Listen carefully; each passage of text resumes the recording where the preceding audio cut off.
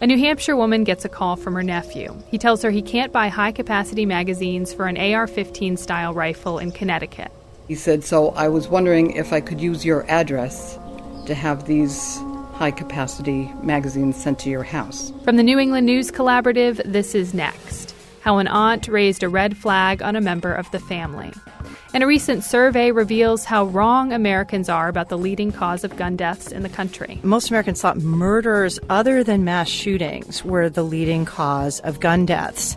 In the 1970s, a bunch of people in Lyme, Connecticut started having unexplained symptoms. The story of how one woman's persistence with the health department and doctors led to the identification of Lyme disease. I remember that little girl feeling of like, my mom is being a pain in the butt here. Like she's too serious. Plus how teams and fans are adjusting to 8-person football at some Maine high schools. It's next. Next is produced at Connecticut Public Radio and is powered by the New England News Collaborative, 8 public media companies coming together to tell the story of a changing region, with support from the Corporation for Public Broadcasting. I'm Morgan Springer. Thanks for joining us. Over the past few years, a number of high-profile retailers have waded into the gun control debate. This fall, Walmart said it would stop selling ammunition for military-style rifles. The company has also stopped selling all handguns. Dick's Sporting Goods stopped selling military-style rifles and high-capacity magazines in 2018. In a recent interview with Marketplace, the company's CEO, Ed Stack, said the mass shooting in Parkland, Florida, was the final push toward that decision. Enough is enough. The system is broken. And at that point, we said, we need to stand up and say something. We've got an expertise here. We know what's going on. And we have to try to solve this problem. Stack says the move cost his company about $250 million in sales, but they have no regrets. One of the oldest U.S. gun makers, Colt Manufacturing, based in Connecticut, made a similar move in September. The company announced it would stop producing AR-15s for the civilian market. But in a statement, they didn't mention gun control. Instead, they explained the decision by saying, quote, "We believe there is adequate supply for modern sporting rifles for the foreseeable future." John Dankosky spoke with Robert Spitzer. He's a professor of political science at SUNY Cortland in New York. Spitzer's the author of 5 books on gun policy, and he joined us by Skype to talk about Colt's decision and the gun manufacturing industry. Well, first of all, let's talk about that statement that Colt released. They say they're responding to an oversaturated market for AR-15s. Do you see it that way? I think their observation is correct. I think it is a market that has been well saturated. There are many, many companies that produce AR-style assault-type weapons. Colt, I think, tends to be viewed as a more high-end product that is priced a little higher. It's become very competitive, and this has also occurred at a time where gun sales generally have been flat, even declining a little bit. That has especially been true in the last couple of years while Donald Trump has been president. Ironically, one of the reasons that we see gun sales rise or fall is often because of political cycles, not just consumer demand. And when you have a friendly president in the White House when it comes to gun policy, that is President Trump, there's less political pressure to go out and buy guns to make a political statement. So that's kind of the backdrop for the current circumstance where Colt has decided to stop selling AR-type weapons to the civilian market. For the civilian market, you say, but they're still going to be making AR-15 style weapons for the police and for military to fulfill those contracts, correct? Yes, that is right. Given this marketplace currently, how has Colt been doing over the course of the last decade or so? Well, the gun industry generally, I think, has been not doing particularly well, partly for a number of reasons. While you do see spurts in gun sales at times, there has been no dramatic increase sustained over a period of time of gun sales. Firearms are a very durable commodity. They can last for decades with the very minimal degree of care. And frankly, fewer Americans are interested in buying guns, owning guns, having guns. Many of the gun sales that do occur are people who already have guns who are buying more to add to their collections. We know that the average number of guns owned by the typical gun owner has increased dramatically in the last few decades. So there just isn't a huge market out there, and you certainly have plenty of companies vying for the existing market. Colt has not run afoul of business problems like, for example, the Remington Company, which is another very old and storied company where Remington filed for, I believe, Chapter 11 bankruptcy last year because they have been suffering. So Colt seems to be doing okay. I haven't seen, final detailed business information about them, but compared to some other gun manufacturers, they seem to be holding their own. I want to get back to that statement where they talk about the adequate supply for modern sporting rifles and parse that a little bit if possible. We're seeing an awful lot of gun makers that are catching blowback from the large number of mass shootings that have happened with AR-15 style weapons. There's been a large-scale movement started by Parkland High School students and that are trying to limit the sale of weapons like that. Is Colt's decision at this point actually a decision about just not wanting to associate themselves with AR-15 style rifles more than it is a market-based decision? There is an important political subtext to AR-15 type weapons, similar types of weapons, which is indeed that they have increasingly been used by mass shooters, that a growing number of studies show that when you use that type of weapon in a mass shooting, more people will be injured and more people will die than if you use other sorts of weapons. And the number of mass shootings that include the use of assault weapons has been increasing, especially in the last 10 years. So there is a real stigma that has been attached to these weapons. And even though Colt made no mention of this cloud that hangs over assault weapons, the fact is they must be aware, fully aware, that that is part of what is involved in selling these weapons. So one can't help but come to the conclusion that this political subtext is probably at least one reason why they decided to curtail sales to the civilian market. There is, however, something that's more tangible hanging over the gun industry. There was a lawsuit filed by families of the Sandy Hook shooting victims against Remington. That suit went after the company for how it marketed its Bushmaster AR-15 model, which was used in that shooting. I'm wondering if Colt and other gun manufacturers are reacting to a lawsuit like that, thinking that the way that we've sold these weapons in the past may well come back to us in lawsuits from the public.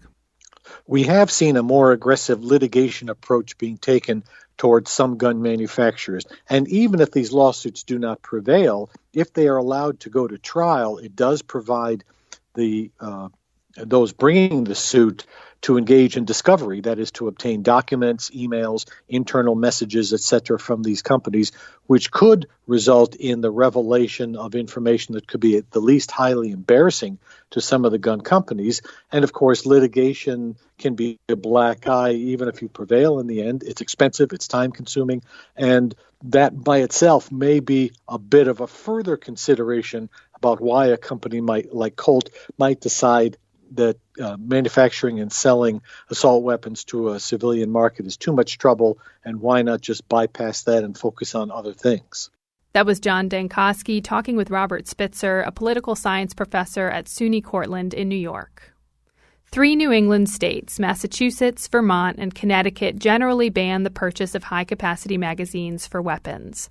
After a Connecticut man was found in illegal possession of magazines earlier this year, he was arrested and charged with a felony. It happened when the FBI got a tip, and police in the city of Norwalk, Connecticut, used the state's red flag law as part of their investigation. The law allows them to seize firearms from someone deemed a risk to themselves or others.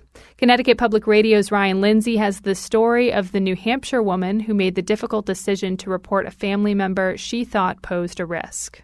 Melissa Potter told police she had a story to tell. Her nephew had called out of the blue to ask a favor. When the phone call came in, I was in the kitchen, and whenever the phone rings, you look at the caller ID, and I saw Brandon's name on it, which surprised me because he has never called me before. Brandon Wagshaw told her he was building an AR-15 style rifle and needed her help because he was running into a little bit of a problem. He wanted to buy magazines that could hold 30 rounds. But in 2013, selling and purchasing magazines with more than 10 rounds became illegal in Connecticut, where he lives. Potter lives in New Hampshire.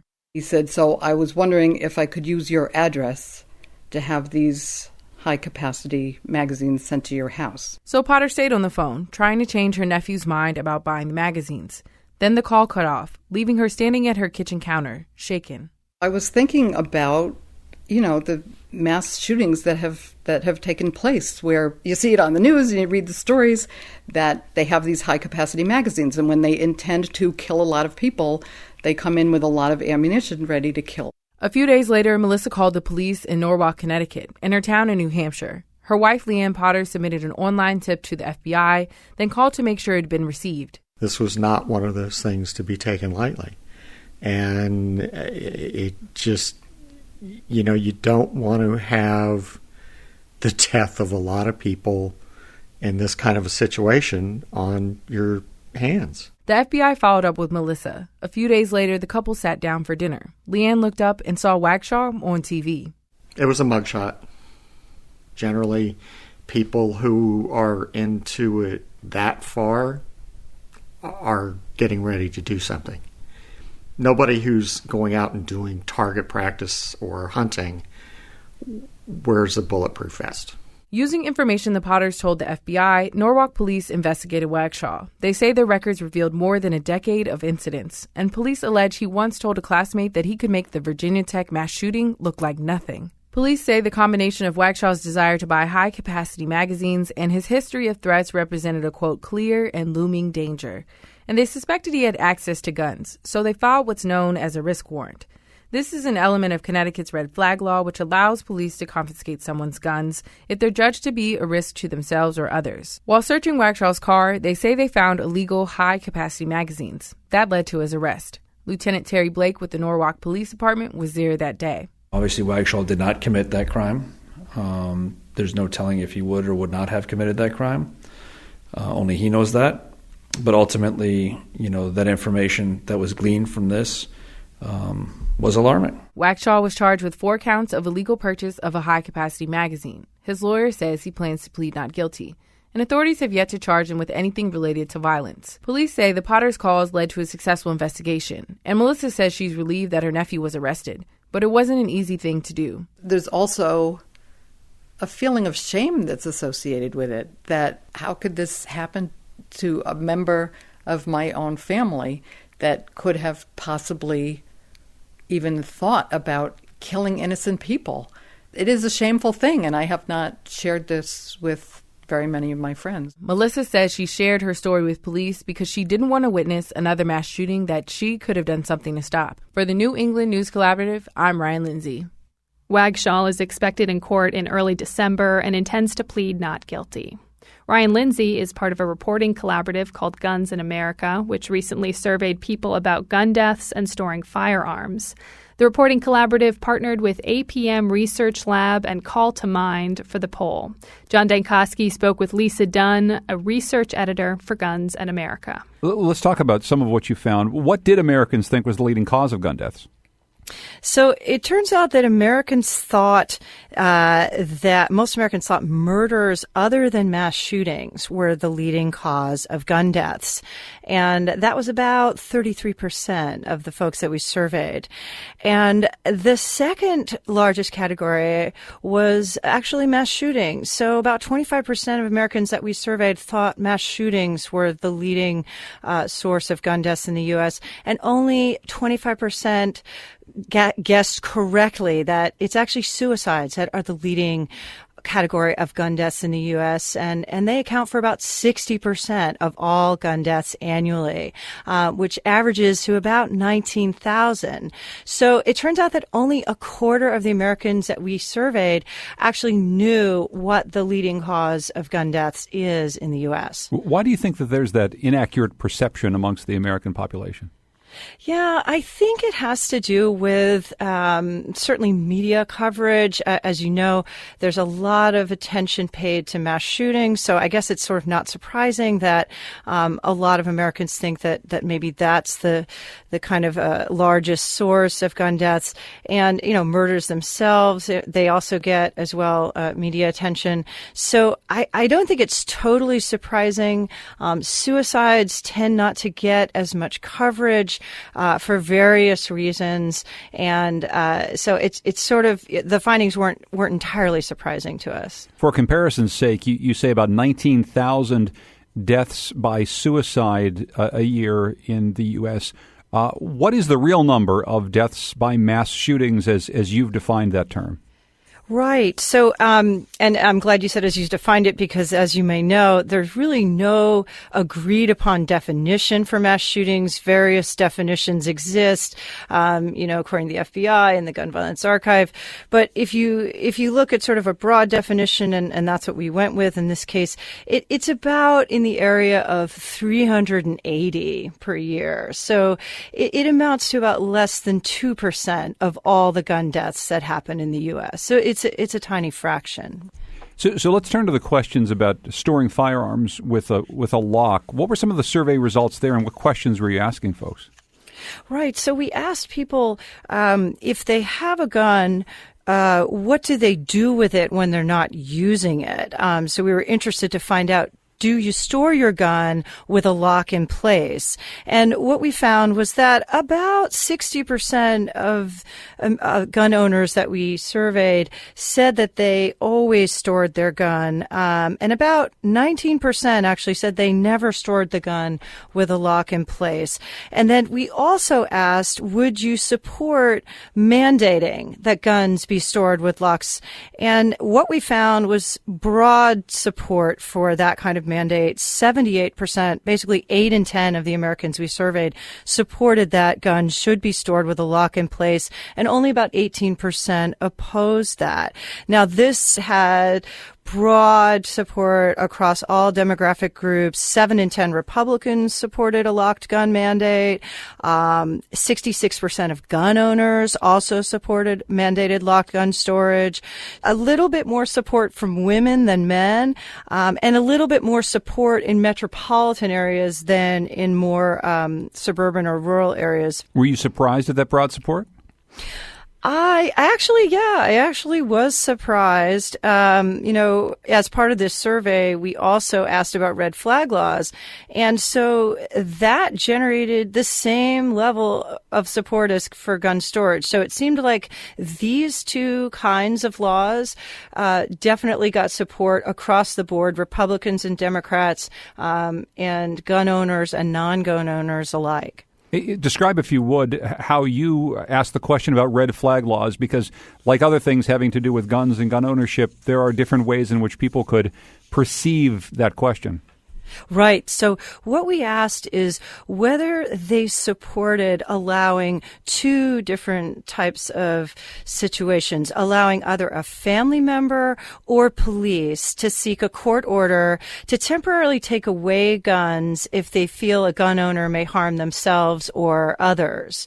So it was sort of a two-choice question. And what we found is that there was really strong support for the idea of a family member initiating a red flag law, or what's known as an extreme risk protection order. That was at the level of 77% of the Americans we surveyed. A slightly lower number, around 70%, supported red flag laws that would be initiated by law enforcement. I should ask you about some of the demographic splits in the surveys that you put out there. You've already alluded to this, and we've read for years that there are big differences in how people perceive gun issues depending on their age, potentially their race, the part of the country where they live. Could you talk a bit more about who you asked these questions of?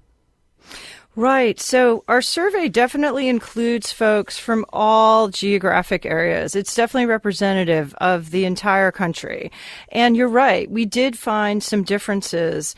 But I would say that the differences are minor. So our listeners here in New England can take these results and say, yeah, this pretty much represents us too. Yeah, I think they can. I mean, I think we did find when it comes to red flag laws and safe storage laws, we did find slightly higher support in the region that we term the Northeast. So that would include your listeners in the New England region. And so there is slightly higher support in those regions. But again, it's not statistically so much higher that your listeners would feel that somehow they're in some kind of a minority. Lisa Dunn is research editor for Guns in America. Lisa, thanks so much for being with us here on the program. I appreciate it. Sure. Thanks for having me. Coming up, Lyme disease was first identified in New England a half-century ago. A podcast digs into the history, science, and controversial treatment of the disease. It's next.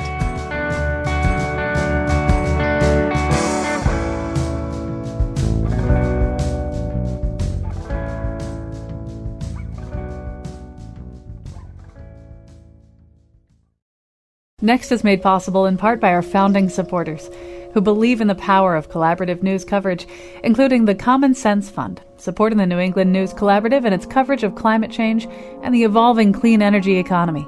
Support also comes from Douglas Stone and Mary Schwab Stone through the Smart Family Foundation of New York. Lyme disease is carried by black-legged ticks, also called deer ticks. It was identified in Lyme, Connecticut in the 1970s. According to federal health officials, it affects about 300,000 people a year nationwide. And although it's spread down the eastern seaboard and is found in the Midwest, Lyme's highest concentrations are in New England. A podcast, Patient Zero, from New Hampshire Public Radio, explores this enigmatic disease from its discovery to the controversy surrounding its treatment. We're going to listen to part of the first episode of the series. Here's producer and host Taylor Quimby. I'm standing here in Lyme, Connecticut, at the top of Joshuatown Road, where Polly Murray, who was, for our purposes, the patient zero of Lyme disease, lived until just a few years ago. Private, shy, and surrounded by forest. For a time, Polly was celebrated as a sort of canary in the coal mine, a woman who fought the inertia of status quo medicine and sounded the alarm about Lyme disease. As the years pass, I can see that her story is being forgotten. In a lot of online articles and retellings, she's simply described as a concerned mother. But to those who know her story, it's fair to say that concerned would be an understatement. Polly was tenacious. She's a very serious person. Boom, the minute she's up, she is highly industrious. Kind of a perfectionist, and I think that rubbed off on all of us, too. And these are all good qualities, and yet she couldn't relax. Joshuatown Road is where Polly and her ex-husband Gil raised 4 children. They've scattered now, but I was able to speak with 3 of them. Alex, nicknamed Sandy, high school soccer star and eldest of the 4. Sandy is a proper nickname for Alexander. Todd, the baby, and today the most soft-spoken of the Murray family. He had a bad temper as a kid, as did I. And finally, Wendy. I, by the way, was named Wendy after Peter Pan, and the dog was Nanny. It was the early 70s. Lyme, Connecticut was a small-town New England paradise, a mix of farms and barns and upper-crust homes. And back then, Polly especially looked like a member of Connecticut nobility. She wore, silver jewelry and that beautiful white hair, and it looked fabulous. She was an artist, trained at Yale, as straightforward and deliberate as the subjects she captured. Still life paintings, portraits, landscapes. Sometimes, when her kids were playing, she would shout, "Freeze!" and then she would sketch them where they stood. But outside the bounds of her meticulously gardened backyard, the children were anything but still. We happened to live a mile from the Connecticut River. Across a brook and through a patch of cedar trees with moss. Brother would skin his knuckles. The one time I got a bad, cut on my rear end. We could actually play cowboys and Indians with real cows. So it was just a wonderful childhood of playing outdoors. There was only so much trouble you could get in playing out in the woods.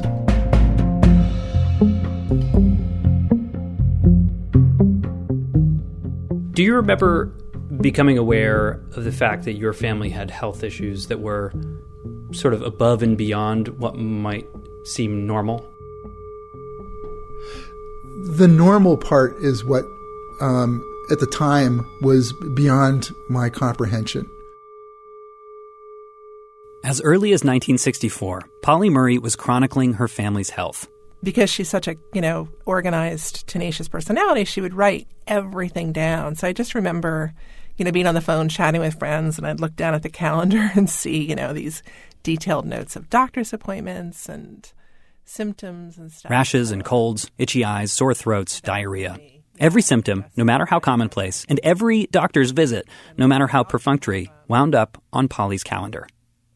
That's how I know that on May 20th of 1964, baby Todd was prescribed penicillin for an ear infection. That's how I know that a few days later, he stopped eating and was hospitalized for dehydration, and that the whole family was hit with a gastrointestinal bug not too much later. But most of the time, Polly was documenting her own health problems. You know, she had joint aches and muscle aches. Bruising easily, pinprick rashes, sun sensitivity, kind of arthritis in her fingers. Trouble sleeping. The word coping was, used as frequently as the or and, it seemed. Like my mom was so beset by so much. Polly was convinced that her various symptoms, which came and went on an almost daily basis, were part of some larger pattern, that they were all connected somehow. I mean, she was a layperson, but she had a good aptitude for science. Before art school, she had spent a summer in Copenhagen, working as an assistant for the World Health Organization's tuberculosis research office. She wasn't a medical professional, but she was medically minded, driven to read research journals and medical literature. But for doctors who are used to being the authority in the examination room, that aptitude can come off as meddling. Reading the dynamic between my mom and Dr. Irving, and he was so personable and respectful, but at the same time, I remember that little girl feeling of like, my mom is being a pain in the butt here. Like she's too serious. She's asking too many questions. And so kind of being embarrassed by it. Over several years, she saw a grab bag of experts who examined her for lupus, they tested her for psoriasis and for rheumatoid arthritis, thyroid problems, and hypoglycemia. Some doctors were supportive. Some were dismissive. But nobody had any answers. She literally had doctors saying, oh, just go play tennis. You're just bored or you're depressed because you're just a housewife. I mean, and she didn't make this stuff up. One doctor told her her symptoms were psychosomatic and that she needed a psychotherapist. So Polly saw one. And the psychotherapist told her she was depressed because she had a chronic illness that nobody could identify. There's something that happens to the personality, too, when you're chronically ill and not getting the support from the medical community. It changes your whole demeanor. And it was just very striking. It really brought back memories of my mom kind of embattled.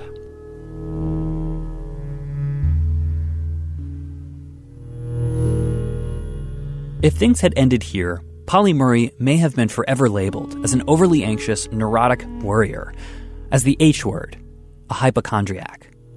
And despite her convictions, she would later write that she had her doubts. Maybe she was crazy.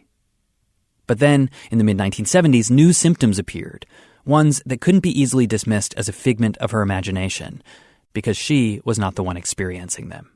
The first thing I remember it was the night of my 8th grade graduation, and as I said, it was kind of like, long white dresses, and the boys were in suits, and just very charming. But it was a big deal, graduation, and Todd that day got an excruciating headache. I mean, like out of the blue. We were in the sunshine, sitting on the grass having class, and I noticed this bullseye rash appear. We went to the doctor, who didn't really know what it was. I think he described it as erythema circinatum, which just means red ring. A couple days later, or maybe a week later, I got severe muscle aches and fever and developed severe crushing, throbbing headaches. I developed a swollen knee, and I remember about that time, Alex also had swollen knees. I all of a sudden developed very bad water on the knee. We were at a river swimming, my dad and I, and he turned around and he had a giant bullseye rash on his upper back. That following winter, he also developed swollen knees. The primary treatment was to drain the fluid out of the knee. He went to a doctor and was told it was a spider bite. 4 out of the 6 members of the Murray family had symptoms. Only Wendy and their other son, David, seemed to be fine. One of us said, yeah, we're the wellies. David and I were, escaping most of it, and they were the sickies. And so I remember when that happened, just feeling like, this kid just can't catch a break. So how old were you at this point? I was about 11 or 12, taking up to 16 aspirin a day, which I remember I actually got toxic from it and had ringing in my ears at one point and had to have the dose decreased.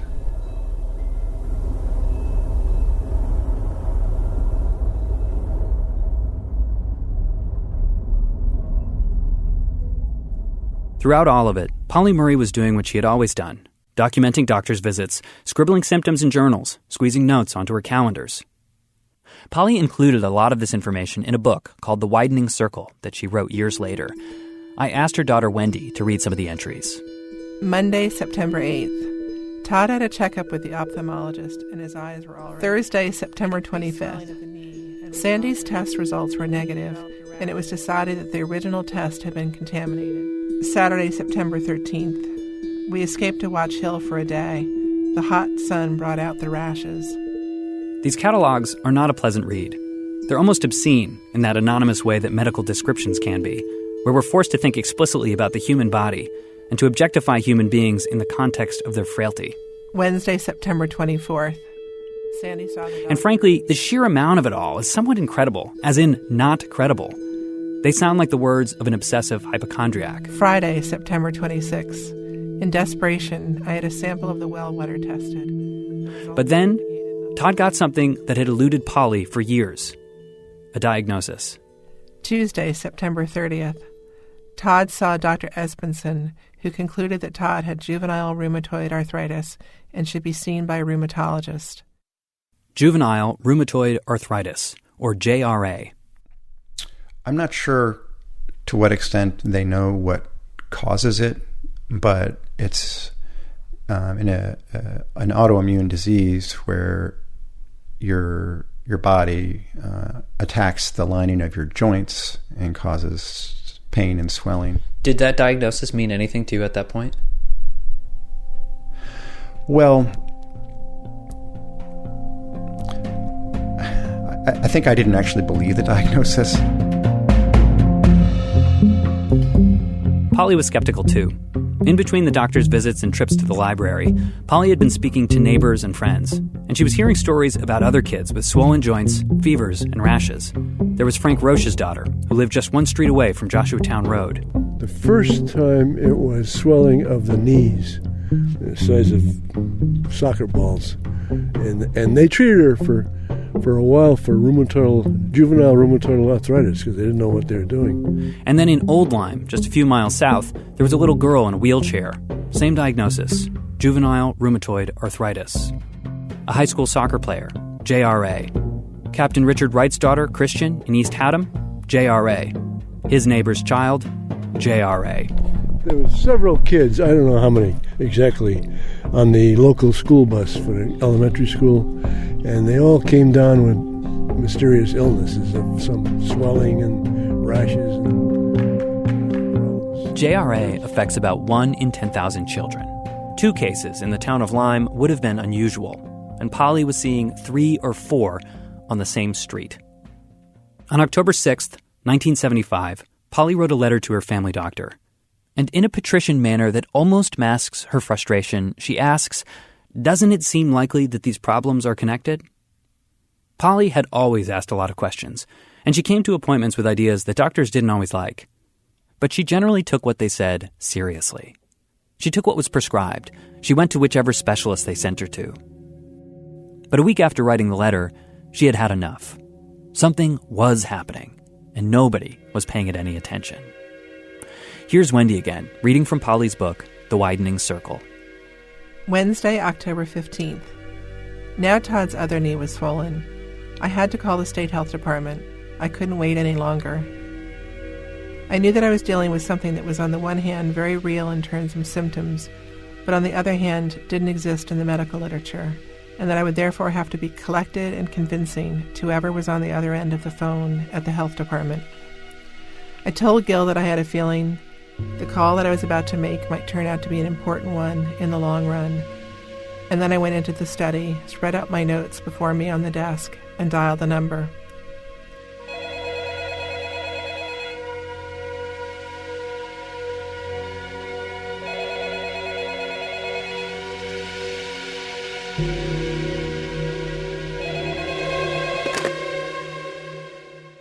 That's an excerpt from the podcast Patient Zero from New Hampshire Public Radio. The entire series is available wherever you get your podcasts, and when you listen, you'll find out what happened after Polly made that phone call, plus the science behind Lyme disease and controversy over its treatment. There's a bill up for consideration in Congress right now that could help health officials better understand tick-borne illnesses. The bipartisan bill was introduced by Republican Senator Susan Collins of Maine and a Democratic senator from Minnesota. When Collins introduced the bill earlier this year, she said Lyme disease has become a major public health concern. When HIV became a public health crisis, fortunately, a gold standard for identification and treatment was developed within 10 years. Lyme disease, by contrast, was identified more than 40 years ago. Yet there still is no gold standard treatment, and existing prevention, education, and diagnostic efforts have proven to be inadequate. The Tick Act would improve research, testing, and treatment of Lyme disease and other tick-borne illnesses and approve millions of dollars in funding to help do so. The bill passed through committee earlier this month, and it will be considered by the full Senate, though a date has not yet been scheduled.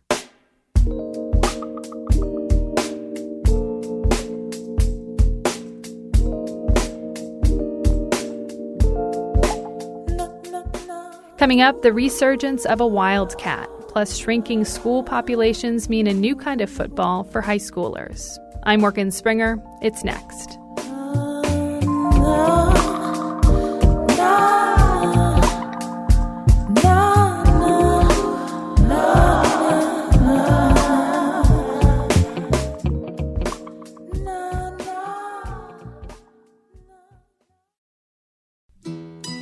Next is made possible in part by our founding supporters who believe in the power of collaborative news coverage, including the John Merck Fund, supporting the New England News Collaborative and its coverage of climate and clean energy.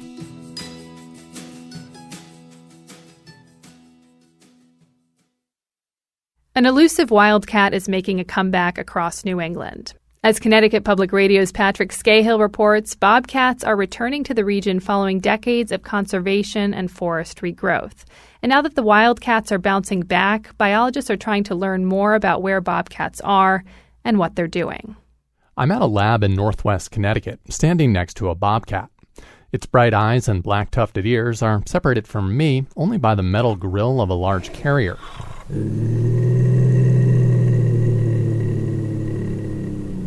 She's sleepy, but waking up.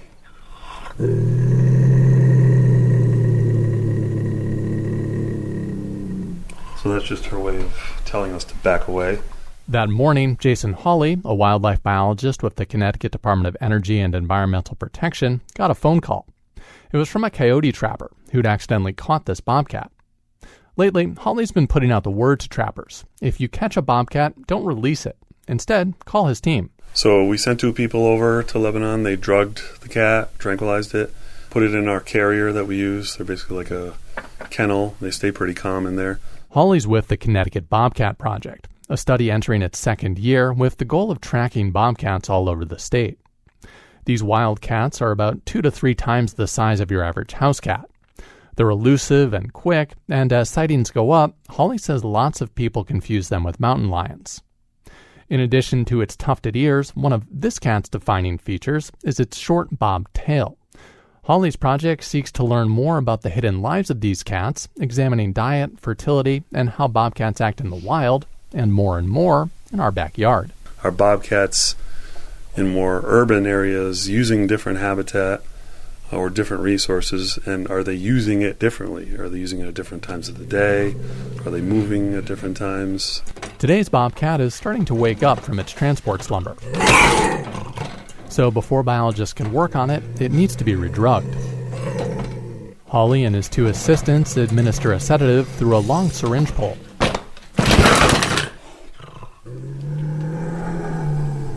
Good. After about 15 minutes, the cat is under. She out? Pretty darn good. Hawley pulls the bobcat out of the carrier and places it on a long metal table.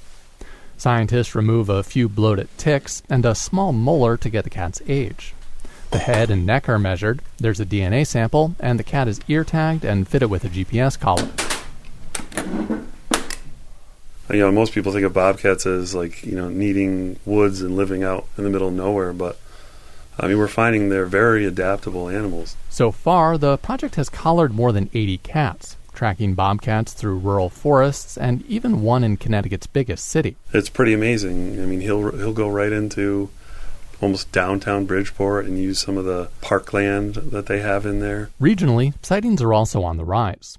Vermont wildlife officials say bobcat populations are healthy and well distributed, and numbers are also up in Maine, increasing alongside the bobcat's bigger cousin, the Canada lynx. Back in Connecticut, Hawley says bobcats, which in the mid-20th century were subject to a bounty, can now be seen in all towns. He says location data they're getting from those GPS collars is helping to pinpoint den sites, letting field biologists examine bobcat kittens in the wild, creatures that otherwise would be nearly impossible to find.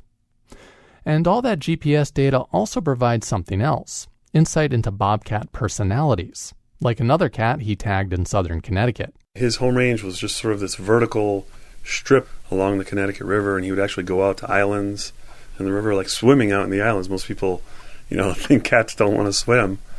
So they're very interesting animals, and they definitely have personalities. As for the cat I met, it was released the next day, right back where that coyote trapper accidentally picked it up. Hawley says she'll probably have her first litter this spring. So if all goes well with her collar, it's possible biologists will see this cat again, this time with kittens. For the New England News Collaborative, I'm Patrick Scahill in Hartford. Patrick has some great photos of his bobcat encounter. Go to nextnewengland.org. This is Next from the New England News Collaborative. I'm Morgan Springer.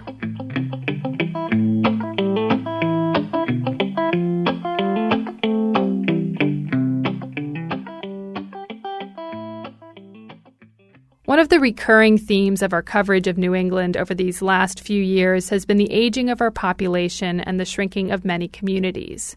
Schools have closed or been consolidated in some places that just don't have enough students. It's also changing the landscape of scholastic sports, at least in Maine. Over the past decade, participation in high school football has fallen by close to 20% in the state. Steve Craig is a sports writer for the Portland Press-Herald, and he says on top of shrinking school enrollment, football is taking a hit because kids are specializing in other sports year-round. Certainly you cannot discount the concern over concussions specifically and injuries in general.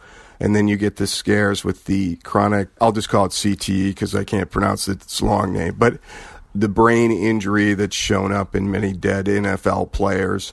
It's scary. So that's been affecting football. This year, he says 10 schools have changed up the game, reducing the number of players on the field from 11 to 8. The biggest difference is with 3 fewer players. On offense, they'll take away 2 linemen. So there'll only be those 3 kids down kind of with their hands in the dirt instead of the normal 5. Also, 1 skill position player is removed. That could be a running back or a wide receiver, and it'll all depend on what play is called. Defensively, it also 3 fewer guys, so it's in very simple terms, it's usually 1 less lineman, 1 less linebacker, 1 less defensive back. But again, it's based on how the coaches choose to play it. Craig says they've also shrunk the field. It's still 100 yards long, but it's skinnier by 40 feet. We talked to Craig at the start of the football season. By now, those Maine schools have 2 months of 8-person football under their belt. Maine Public Radio's Robbie Feinberg has been following one of these schools. Under the Friday night lights of the football field near Ellsworth High School, junior Taylor Clark and sophomore Jocelyn Jordan have turned out with what seems like a good portion of the student body. Everyone comes out to this. This is a big crowd pleaser. Yeah. Football games are the biggest events, pretty much. The crowd erupts in cheers as the team of about 15 players dashes onto the field clad in maroon. Ellsworth's high school football program is only about a decade old, but Jordan says it's become a big draw for the community. Oh, everybody. Everybody, people who don't even have kids will come to watch the games. But on the field this year, things look a little different. Instead of 11 on each side, there are just 8. Ellsworth is one of 10 schools in the state that have moved to a new 8-man football league because of declining school enrollment and waning participation in the sport. In some of our activities, we have seen a dramatic decrease. And football would be one of those where we've seen the numbers decline over the years. Mike Burnham, executive director of the Interscholastic Division of the Maine Principals Association, also cites growing concerns over injuries and the long-term risks of concussions. Some smaller schools, says Burnham, have only been able to recruit a few dozen students to their football programs. Some have been forced to keep players on the field nearly the whole game, or to look at playing underclassmen who may not be ready, potentially putting them at risk of injury. And we saw some schools that were facing a crisis on whether or not they were going to be able to sponsor 11-man football. So that kind of led us to where we're at with the 8-man football. Ellsworth High School athletic administrator Josh Frost says with just 15 players turning out for football this year, joining the new league was the best option, at least for the next few years. It would have been 8-man football or play JV football or not have any football. And it would just seem a lot easier to make the decision to play 8-man and bring the sidelines in and shrink the field a little bit and play that. Ellsworth parent Jessica Brown says a number of community members had worked for more than a decade to build up the program here. They raised money, launched a youth program, and eventually a high school team. The school even added a homecoming game and dance each fall. So Brown says the transition to 8-player football has helped preserve an important local tradition. And it was really heartbreaking to think we'd worked this hard and watched this program develop and what it's done for these kids. And it really, I feel like, kind of built my son. There was something so bonding about it. Like, his best friends are still his football player friends. There's just something you can't replace. So far, students and coaches say the transition has been relatively smooth. The biggest difficulty, many say, has been the long drives to schools in Topsom and Yarmouth. Junior player Noah Hughes says initially he didn't like the idea of having to play a new kind of football on a skinnier field.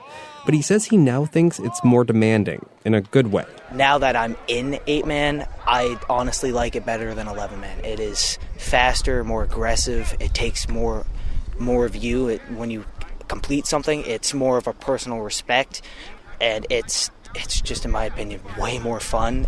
It's faster. It's better, in my opinion. Just this year, 2 other programs in Maine have been forced to cancel their varsity seasons due to a lack of players. Jessica McGreevy is the athletic director for one of them, Dixfield's Dirigo High School. She says the school and town are considering future options, including 8-man football or a co-op team. 8-man football is a different game. We have other schools out there playing 8-man football with fewer kids and doing it successfully. So we're really going to have to take a deep look at what we want to do as a community and where we want to go from here. But sitting along the 40-yard line, parent Jessica Brown says for her and other members of the Ellsworth community, this year's new 8-man football team is a source of pride. Watching the first game here this year, looking around, I started to feel hopeful again. Our kids don't know anything else. This is their Friday nights, and I would hate for that tradition to be gone. For the New England News Collaborative, I'm Robbie Feinberg. 8-person football hasn't really caught on in other New England states, at least not yet. Vermont used to have a league, and there have been calls to revive it. One columnist in the state's capital wrote an article last year titled, 8-man is not a dirty word. But the game is going strong in other U.S. states like Nebraska, Kansas, and California.